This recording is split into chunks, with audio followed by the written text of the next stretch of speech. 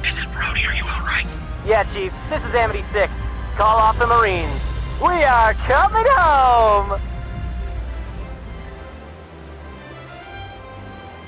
Whew! Ladies and gentlemen, I just want to thank you all for your incredible bravery today, but, we don't need to tell anyone what happened out there, alright?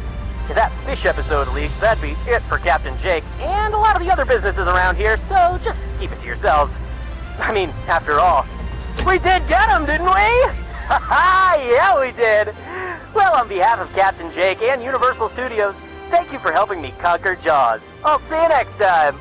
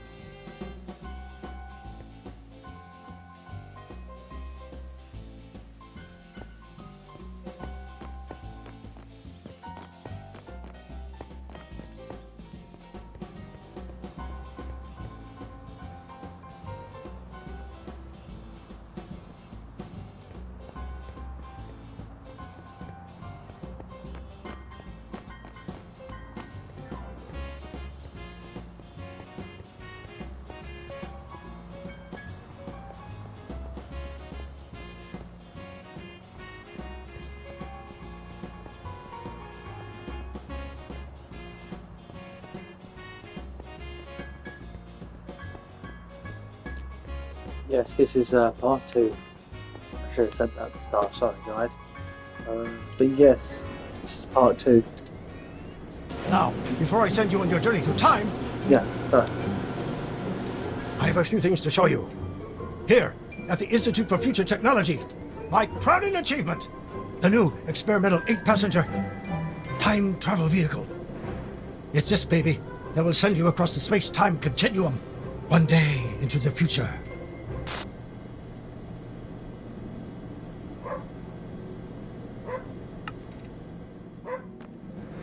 Heine!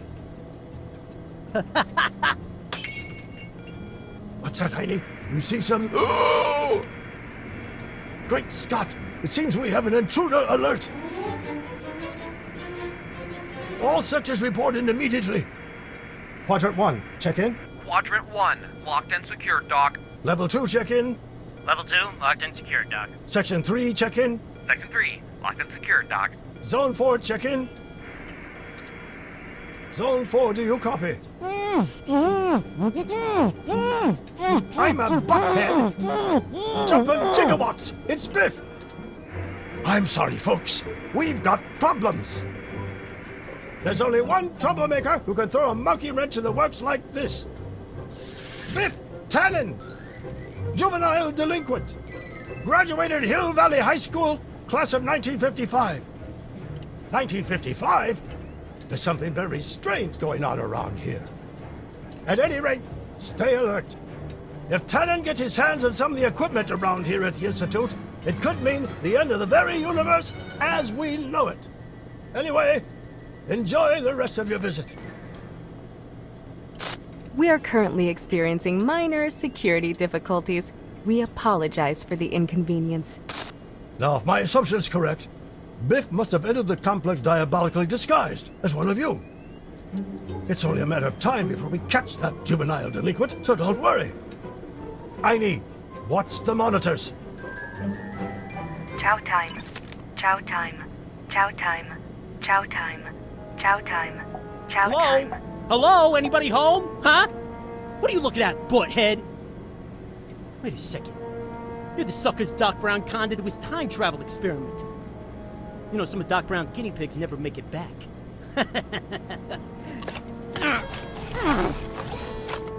I'm not saying you shouldn't volunteer. I just hope the Doc's making it worth your while. Come to think of it, maybe I can make it worth your while. That is, if you help me find Doc Brown's time machine. What's the matter, you chicken? There's no way Doc Brown's gonna stop me now. Excuse me. I gotta finish my repair work.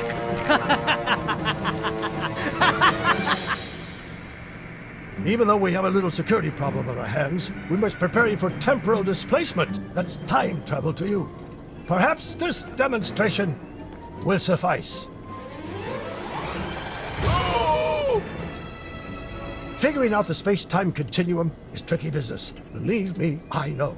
And that's why I developed this, my ultimate scientific achievement, the new 8-passenger time vehicle. It's faster, more energy efficient, and it's a convertible. I figure if you know what the weather's going to be like in the future, why not just time travel to the sunny days? But it's only for those who take time travel very seriously. And that means you. But remember, this is all top secret. With Tannen on the loose, we can't afford to take any chances. I assure you this is hardly business as usual here at the Institute. A mere fluke. Our security system is virtually impenetrable. It'll take a lot more than a hoverboarding hood to pull the plug on this operation. Oh! Darn, darn, darn.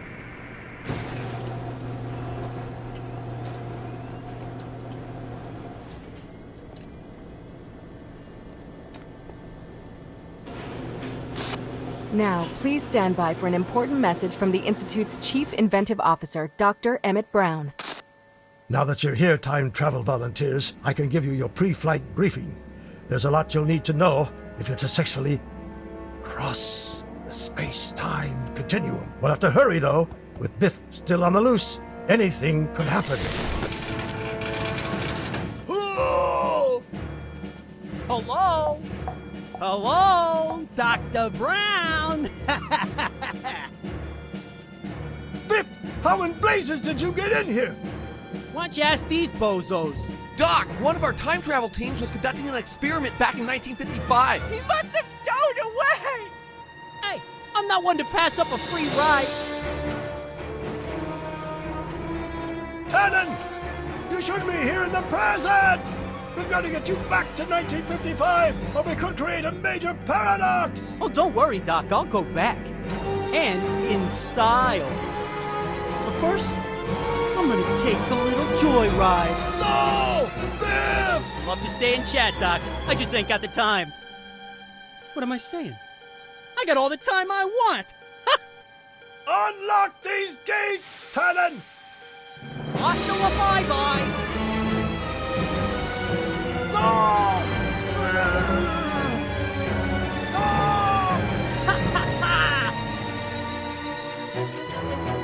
He's got a time travel vehicle. This is terrible. He's going to alter time. History as we know it will be completely obliterated. If he's not stopped, we could... Wait a second.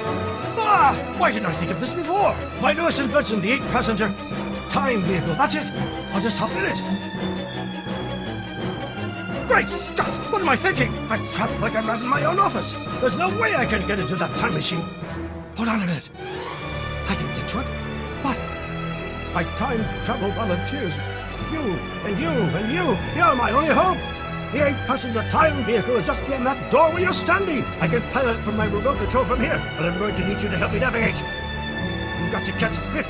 The fate of the entire universe rests in your hands. I almost forgot. In order to successfully bring Biff back to our time period, it is necessary to accelerate up to 88 miles per hour and bump him. That's right, bump him. The impact of 2 traveling time vehicles will create a time vortex, sucking both vehicles and time travelers back to their original point of departure.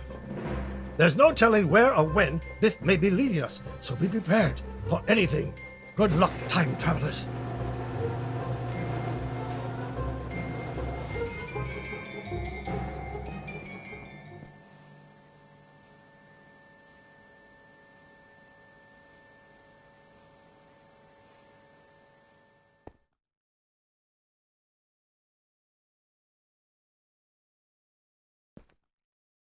Get in. Watch your step. Hurry up. Hurry up. Get ready. Don't worry about a thing. You're in good hands. Oops. I still haven't worked all the bugs out of this thing. But no matter. We're on a mission of universal proportions. Doc, Biff has passed through the space-time continuum, but we've got no way of knowing where he is. You mean when he is? And we do have a way of knowing when he is. The 8-passenger time vehicle is equipped with a sub-ether time tracking scanner, which will allow us to track Biff to his precise location at the precise moment in whatever time period he may have traveled to. Doc, all pre-launch system checks are complete. That's our cue. Hang on to your hats.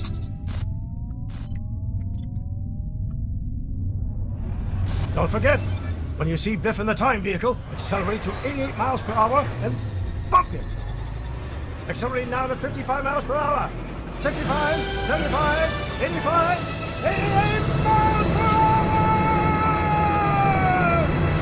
Hill Valley in the year 2015. And there's Biff. Let's get him. Oh, look, Doc Brown. Okay, time travelers, now's our chance. Oh, yeah, that's what you think. Oh, gotta get some gas, Doc. Ha-ha! Up here, Doc. Going down. Go. Going up. Go. Down. Up, go. Going up. Whoa. We've got it now. Okay, let's... Doc, Great. Stop. it's my new house. You like it? Up. Turn left. Look out. Up. I can fly circles around you buttheads. Ha-ha. Watch for traffic, Doc. They've got him. Come on, Doc. Stop him. Help me. Faster. Fuckers. Biff got away.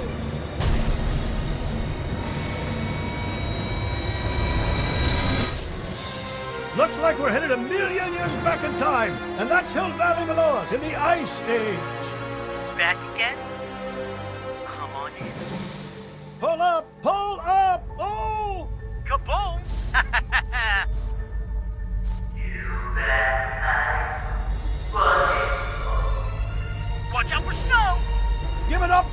before this crevasse starts! All mine! Neverland! Oh, is he scaring you? Huh? Oh! See you later. Take care. Blast! The engine's dead! Oh! Everybody lean back! No, lean right! Wait, wait, wait, wait! Oh no! Hold on! Come on, baby! Start! Yahoo! We're going backwards! Hang in there, volunteers! Beep, beep. Head toward that volcano! Come on, buttheads. Hey, you guys don't know when to give up, do you? Prepare yourselves, people. I suspect that the primeval hill valley that we're about to enter could be a pretty rough place.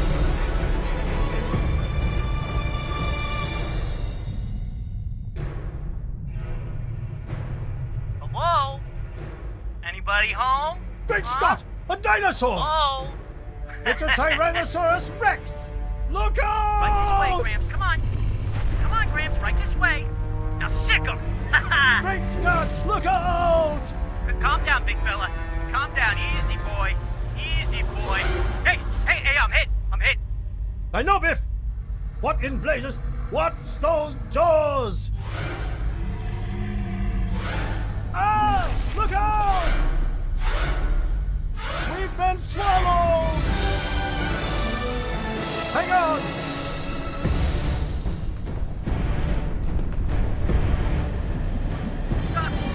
Doc, what's the fastest out, Doc? Help me. Doc, hey, please, Doc, help me. Hey, please, I'm hit. I'm hit with a waterfall, Doc. It's a lava fall, Doc, help me. Hang on, Please, Biff! bump me, Hold Doc. on! Bump me. Accelerate to Please, idiot mouth Doc. door! Bump him! Ah! We bumped him! The impact between the two vehicles should send us straight back to the Institute!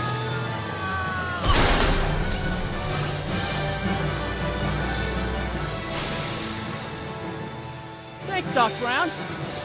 You saved my life! Butthead! Get your meat hooks off of me! You did it! Not only did you catch Biff and save the universe, but you proved that my latest invention is a success! Go forth, time travelers, and remember, the future is what you make it!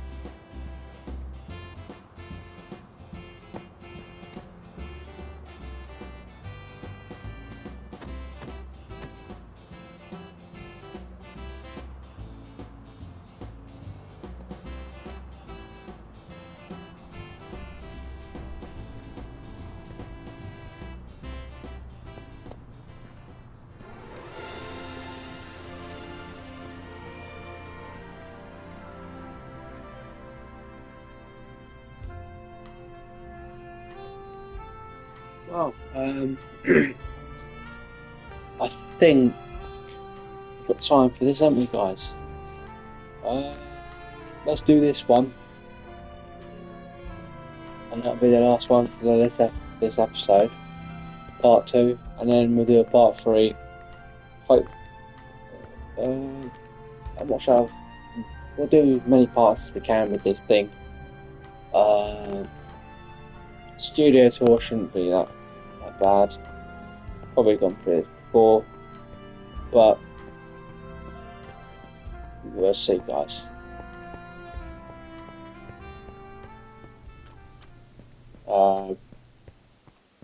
Yeah, I hope you lot are enjoying this at the moment. This is pretty good, isn't it? Alright. Hopefully. What's this? Oh. Yeah, we'll make this to see how long it is first, everyone. yeah, we'll make this the last one, and then I will call it there for this part 2 for that episode. Okay, and then part 3. Sorry, is I'm not sure when. I'll find out time and place so I can do part 2. Okay. Thank you very much. Enjoy this last bit.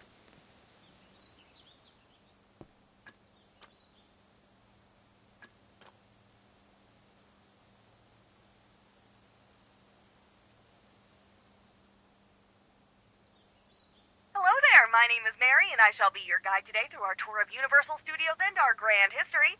Of course, I cannot do this job alone, so let me introduce my partner in crime, my other half, and most importantly, our driver, George. Be nice to him, considering our lives are in his hands. Now, just a reminder to stay inside the tram at all times during the tour. That includes your hands, feet, head, tentacles, or any other appendages you might have with you. The last thing we need is for someone to get caught on something or fall out of the car and create a real-world trolley problem. Contrived ethical dilemmas aside, how about we get this show on the road? After you, George! As we go along this tour, you will become familiar with the main features of our lovely park and learn some fun and interesting parts of our history. You never know when that sort of knowledge will come in handy. The first destination on our tour is Timeline Drive. Here you can see posters from some of our greatest hits dating all the way back to our 1931 rendition of Dracula. If you're ever in need of something to watch on a Friday night, maybe give one of these a try. Some of them may be a bit old, but they're still beautiful works of art. Get some friends together and maybe try the original version of The Mummy or Creature of the Black Lagoon. You'll get a kick out of them. The films Universal Studios is better known for in our day and age start in the later half of the 1900s. Many of you have probably heard of the classic thriller Jaws from 1975, or one of my favorites, the 1982 movie E.T. If you didn't know, E.T. stands for extraterrestrial, meaning something that came to us from beyond our planet Earth. Over on our right, these large structures are the studio's production buildings. This is where the magic happens, where everyone comes together to make the movies that we love. It takes a huge number of people to make a film, though, especially today when there are so many special effects. Of course, we need actors, but we also need writers to make the script, directors to make sure that the actors and everyone else make the best artistic choices, and producers to keep everyone on schedule. Of course, none of that would be possible without our carpenters, gaffers, lighting crew, camera people, CGI teams, makeup artists, electricians, pyrotechnicians. Honestly, if you can think of a job, chances are someone with that job has worked on at least one movie with us here, or at least for a little while. We're now entering the New York section.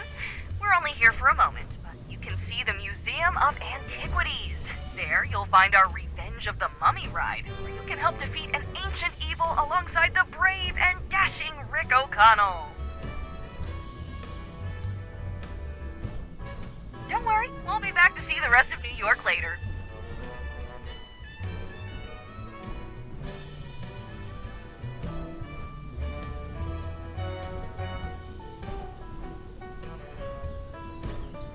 Now I welcome you to the Golden Gate City, San Francisco.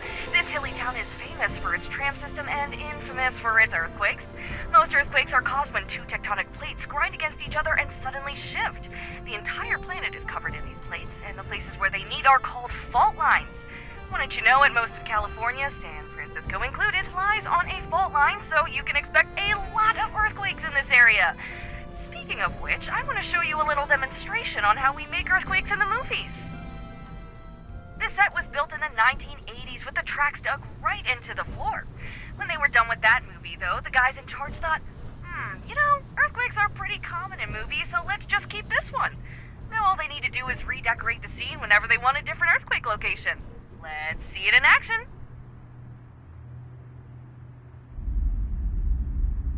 Here we go.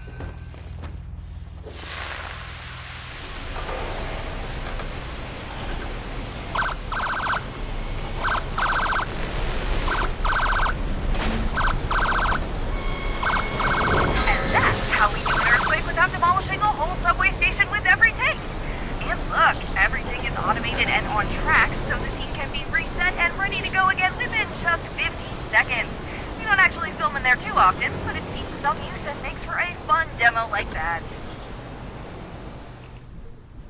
Anyhow, welcome back to the Big Apple. This grand old town has history and culture everywhere, provided you can overlook the Yorkshire Terrier-sized rats, and is a massive hub of the arts. The famous street Broadway is home to some of the best and most popular theater performances in the world, but you can find beautiful, rich work all over town. The city is like an incubator for the arts, some place where some of our country's greatest works are born, including a bunch of movies. Not everything is filmed in California after all. Passing on our left, we see the building where the ride based on Steven Spielberg's famous film E.T. runs. If you haven't yet, you should give it a whirl. Now that's something to phone home about.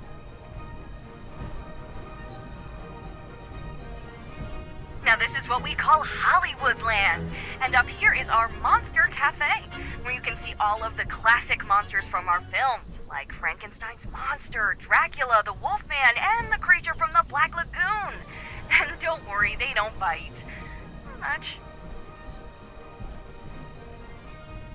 We're passing by the Universal Globe now. Right now it's missing something, though. I heard that Woody Woodpecker asked you to help find the missing letters and restore the globe. I hope to see those letters back soon. The park just isn't the same without them all spinning around. Something smells swampy. I heard a green ogre lives over there.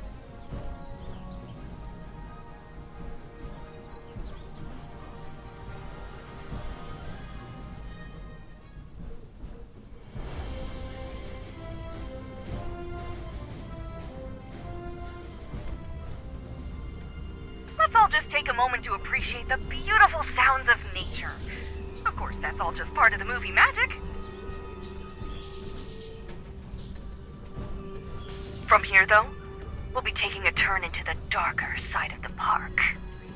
We now enter the realm of the Lord of the Jungle. Join me as we pay tribute to Kong, Kong, Kong. Everyone, Kong, Kong, Kong. Really? No one? I'm just... Okay, well, let's hope he isn't insulted by your lack of reverence. Otherwise, he might throw this tram all the way to New York, and I don't mean the movies that we just drove through on the way here. By the way, if you haven't yet and are feeling particularly brave, I highly recommend stopping by the ride we have here, Reign of Kong. You can join Kate and her expedition team as they delve into the caverns and other lost places to uncover the secrets of Skull Island. This is what we call Old Mexico, and it's just the kind of place we'd take a camera crew if they were looking to film something set out in the old Wild West. Now this area has something of a weird localized weather system, so I apologize for the rain as we... Hey, George, why'd you stop the tram? You can get going again, right? No, I'm not asking the passengers to get out and push. Not in the rain. That's just...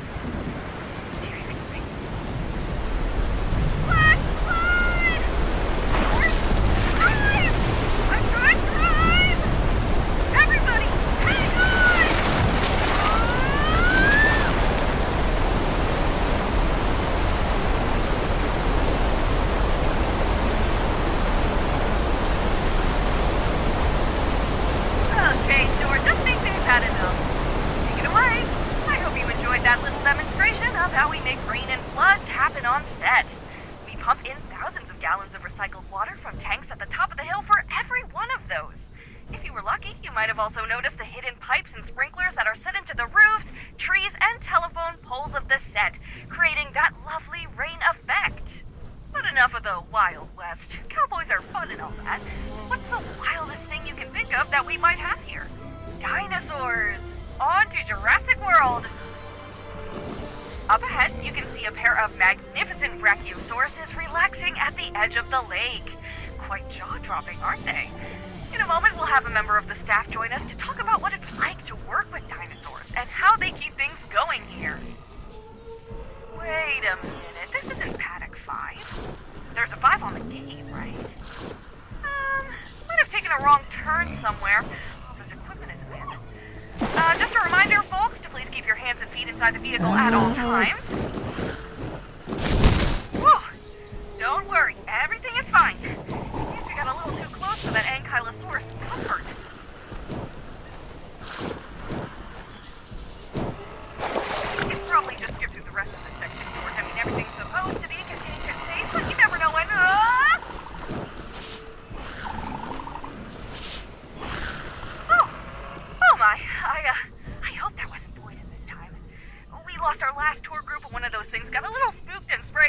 I mean, I don't feel like I'm about to keel over and pass out, but, well, maybe everyone should take a quick shower once we're done with the tour, just in case.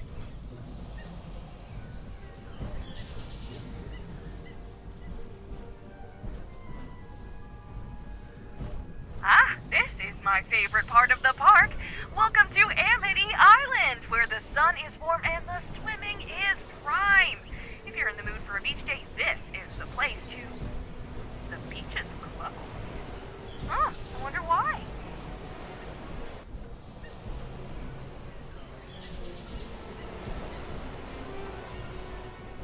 Shark! George, get us out of here! Go, go, go, go, go, go, go! The tour group just cursed or something? I don't know how much more of this my nerves can take. Oh, where is Police Chief Brody when you need him? Well, if you don't mind the giant killer shark, you're all more than welcome to come back and enjoy the Jaws ride at Amity Island, where it's always the 4th of July. Oh, my heart. Seriously, George, I'm starting to think it's time we quit this game.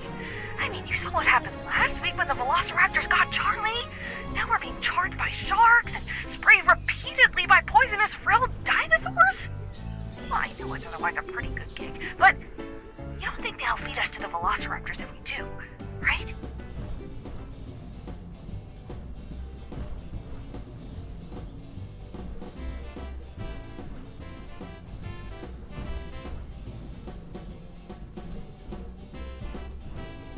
On our left, you can see one of our last sites on this trip, the Institute of Future Technology, where Doc Brown works on his questionable inventions. There you can find his famous time-traveling machine, and I believe he's even letting people take rides through time in a new one, too. Might be worth stopping by. That is if you can think fourth dimensionally.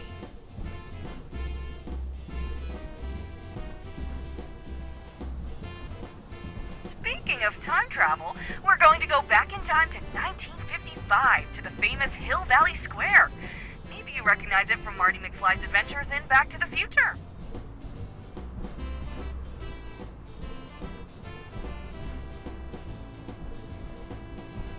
Oh, look! There's Doc on the top of Hill Valley City Hall. What's he doing up there?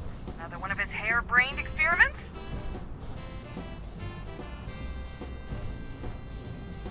Let's stop for a second and see what he's up to.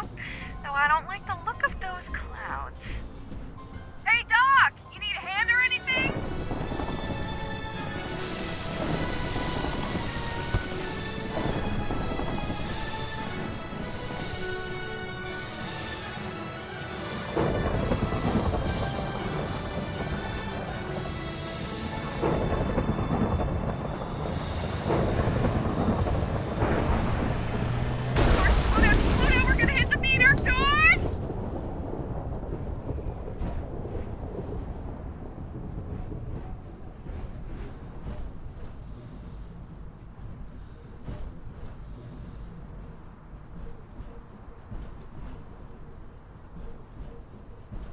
Look, George, you know I like it when you get my heart racing, but maybe leave the stunt driving to the professionals, okay?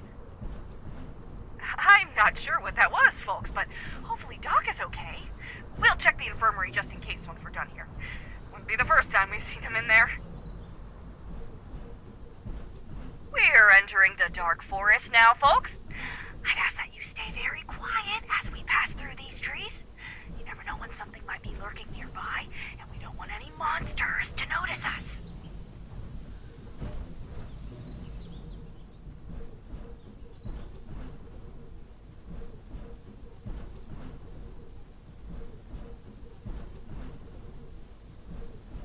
And here is our last stop on the trip, Little Europe and the Court of Miracles. Several of our monster movies were made here, at least in part. Over there, you can actually see a set of double doors that were used in... What's that sound? And drive, George, drive! What was that about? That looked like the Bride of Frankenstein's monster. But where is... Look, there he is! At the top of the windmill!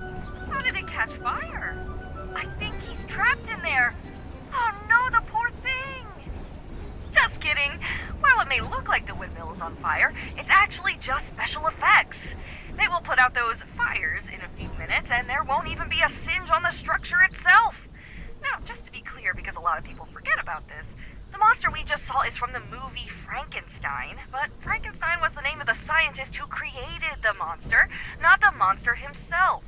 A common misconception.